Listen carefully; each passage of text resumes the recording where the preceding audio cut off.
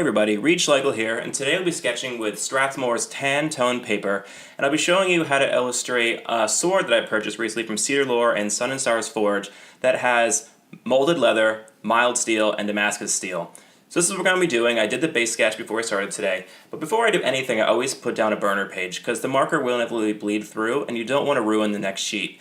So when I start any sketch, I always think about what is my first layer going to be. And for this one, I really want to make sure I set myself up to make something beautiful to show all these beautiful textures in the steel, and then the ribbed leather texture, and then all of those nice little dimples and imperfections in the pommel and the guard.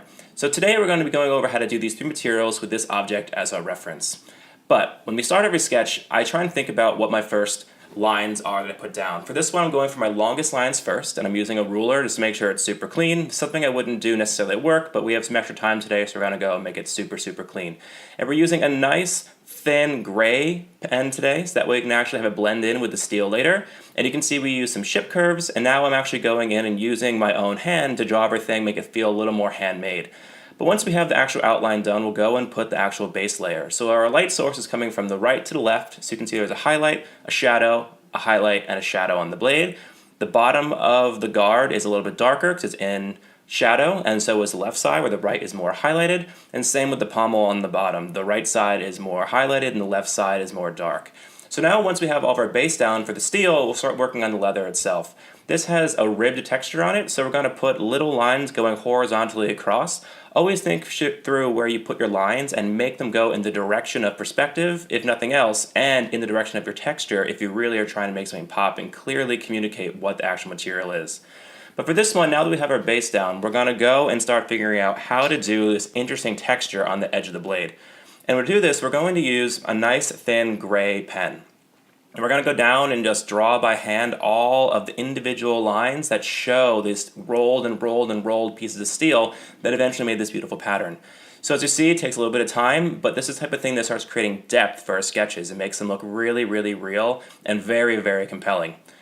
So once this is done, we're going to start going through and figuring out how to do the middle part. So it's a little bit thick, so you don't really want to use a pen. So we're going to take a nice Copic gray, and we're going to fill in the actual texture by hand throughout the middle, and then go to the sides from the right to the left. So when I do this, I kind of sit and think about how can I make this look as real as possible, and then I just kind of wing it and go from there. So you can see it's not perfect, but it's close enough. But now that we have all of our base markering down, we're going to go and start adding some depth and some darkness and some contrast. Don't be afraid to embrace black. Black is something that really works well when you use it deeply and then use lots of highlights, because it makes a lot of contrast.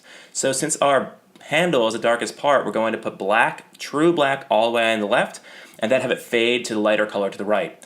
And since this is leather, it's not perfect, so I'm doing a lot of stippling. I'm showing individual dots that's super dark on the left and work lighter as they go across. And now I'm taking the same contrast and putting it onto the actual pommel and guard. So I'm putting a really dark left side and having it fade to a lighter right side. And I usually like to go and put some line weight around my drawings. So this one I'm only going to put a thicker line weight on the dark side, so you can kind of call that a gravity line. And something that this makes it very easy to clean up your sketch and make it look really nice. But once we have our base down, I'm going to go and put in some details that show this metal is actually a little bit damaged and has little imperfections. So I'm taking a different gray pen and just putting little stipples, little lines, scratches, dots, and really making this thing feel like it has depth and a lot of actual character going on with it. But once you have your base, the most important thing to do is start adding the opposite of darkness, which is lightness, which goes in hand with your contrast. So I'm using a Prismacolor white Verithin pencil and a Jelly Roll Sakura little gel pen.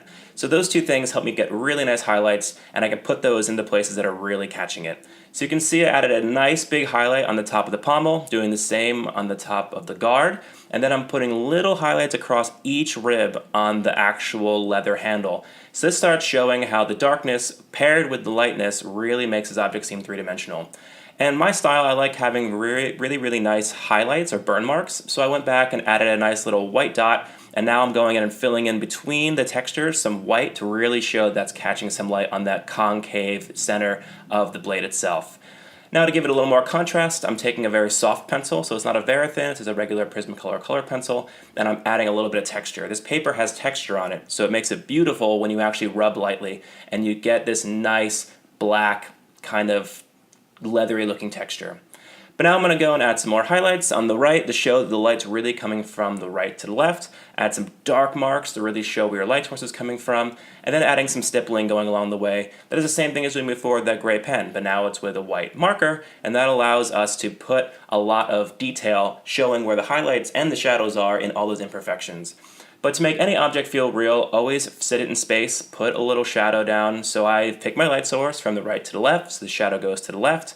And I put a nice C3 gray marker down, and then right under the object, make it darker, and then use a little bit of pencil to really pop that out and make it feel like it's blending. And then conversely, I put a little bit of a subtle white line on the right side, just for a stylistic choice. That's something I like to do.